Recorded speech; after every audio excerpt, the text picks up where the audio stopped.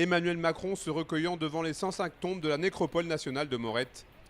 L'image pleine de symboles était attendue pour cette commémoration des 75 ans des combats du plateau des Glières. Là où en 1944, 120 maquisards résistants furent tués par l'armée allemande et leurs alliés. Et c'est à ces héros que le président de la République a souhaité rendre hommage. Sur ce plateau des Glières, il y a 75 ans, des héros ont résisté à l'occupant nazi et à ses complices de Vichy. Sans ces hommes qui refusèrent tout renoncement, fût-ce au prix des larmes et du sang, sans ces héros de la résistance intérieure qui refusèrent le déshonneur, fût-ce au prix de leur propre vie, la France ne serait pas la France. Parmi ces combattants résistants, deux noms sortent du lot.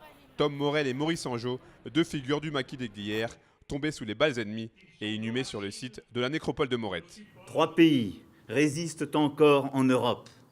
La Grèce, la Yougoslavie, la Haute-Savoie, annonçait Maurice Schumann sur Radio Londres.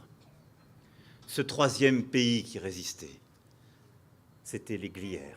Autre présence remarquée ce dimanche aux côtés des élus locaux, celle de Nicolas Sarkozy, l'ancien président de la République qui s'était rendu chaque année de son mandat sur le plateau des Glières, avait répondu à l'invitation d'Emmanuel Macron.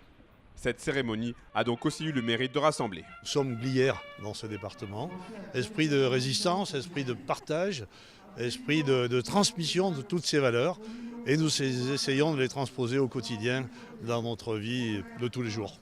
Et nous avons besoin de temps en temps d'avoir ce moment de reconnaissance pour partager ensemble les valeurs que j'évoquais à l'instant.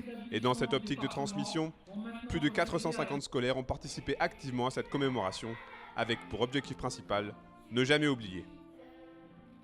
Ça me rappelle la guerre, ça me rappelle qu'il y a des gens qui sont battus pour nous, pour qu'on soit libre et pour qu'entre guillemets on ne soit pas dans une dictature. Du coup ça me fait plaisir de venir ici pour qu'on se rappelle de ces personnes en fait et qu'elles ne soient pas dans l'oubli. Ça s'est fait dans le respect.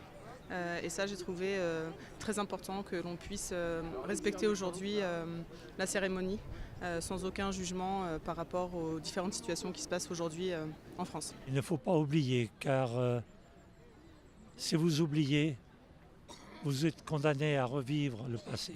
La cérémonie s'est achevée sur un moment très émouvant, le fleurissement par des enfants des 105 sépultures pendant l'appel aux morts.